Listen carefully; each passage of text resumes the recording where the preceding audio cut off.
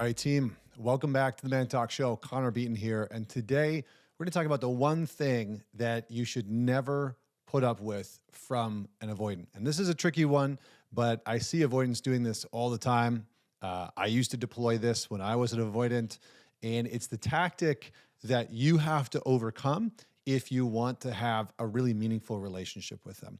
So the truth about dating an avoidant person is that when they're really pressed for connection, closeness, intimacy, their natural and baked in response is to feel threatened. It's to actually push that type of intimacy and connection away because it feels off-putting to them. It feels like a threat to them. And this comes in two different challenges.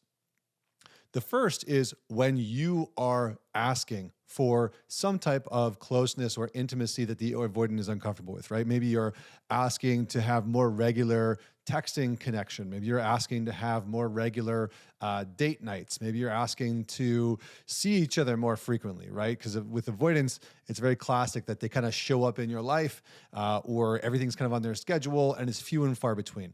So anytime that you are asking for some type of closeness, it can trigger the response that I'm about to describe. The second thing is when some type of disconnection has happened, maybe a conflict or an argument, and the two of you are trying to reconnect in a way without shaming or blaming, but you're hoping that there's some type of mutual accountability for the disconnection in the first place. Both of these can cause what I call the flip. And the flip is a tactic that every single avoidant deploys to try and shirk responsibility and create more space and separation. The flip is very simple. It's when you have normal, healthy desire for closeness and connection in the relationship, and the avoidant acts like you're crazy, you're the problem, you're so needy, you're so, checks notes, wanting healthy, normal connection.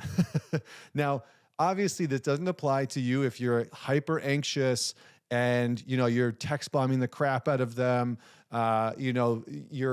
This is really for if you know unequivocally that you are just asking for really normal, healthy connection, standard connection and intimacy and closeness, and that other person is really tied themselves up in the knots. So the flip, what the avoidant will do is try and make it look like you're the problem. Because again, the classic tendency for the avoidant is to distance themselves from them being the problem. Whether it's consciously or unconsciously, usually it's out of a safety or security mechanism, they will deploy some type of gaslighting to make it seem like you're the problem. So this is called the flip. And you need to pay attention to when the flip is happening, that they are shirking responsibility for the disconnection. They're trying to sidestep any type of accountability for the disconnect in the relationship and the intimacy, and they are trying to flip the problem fully onto you. So what do? This is a much bigger question, but I'm going to give you a couple of things that you can do. First and foremost, if they know that they are an avoidant, and this is very helpful, right? If somebody, it's like dealing with an addict or the 12-step program. It's like the first step is you need to admit that you have a problem.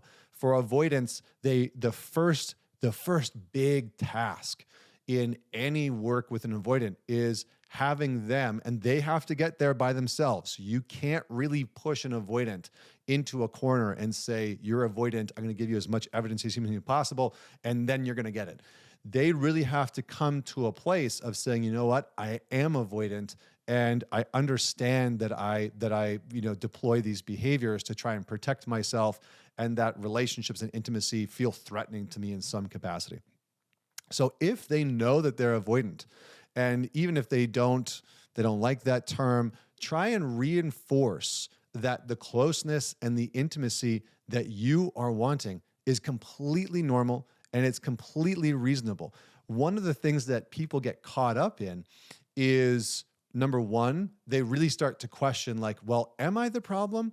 Is the problem with me? Because what happens in a secure and avoidant relationship, and especially in an anxious and avoidant relationship, is that the secure or the anxious person starts to do a lot of the relational lifting and relational processing.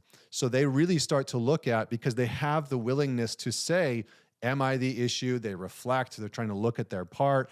And you, as the secure or the anxious person, can actually end up taking too much responsibility for the dysfunction or the disconnect in the relationship. And the avoidant gets to stay in this position of not actually having to look at their part. So the first step, and ideally they're in a place where they understand that they are an avoidant. If they don't know what that means, or they have no context for that, or they don't think that they are in some capacity, your job is to not try and convince them. Okay, this is the hard part. It's like dealing with an addict in some ways, because with an addict, you can't convince them that they are an addict. They actually have to come to that of their own accord. So you can send them resources and you can say, hey, look, I'm checking out this stuff about attachment. I'd love to hear your thoughts on this. Where do you think I stand? Where do you think you stand? I'd love to just have a conversation about this if you're open to it. And if not, I understand. A lot of this is dependent and hinging on them knowing that they are an avoidant attached individual. That can be very, very helpful for them to identify the behavior so that the two of you can have an open discourse. But let me know what your thoughts are on this, on the flip, where you've seen it happen in your relationship, how you've dealt with it, and how your partner, if you're with an avoidant person now or in the past, how they deployed the flip. What type of things did they say and when did they deploy it? Share your thoughts in the comments if you're watching on YouTube or on Spotify or on Instagram. Till next week, Connor Beaton signing off.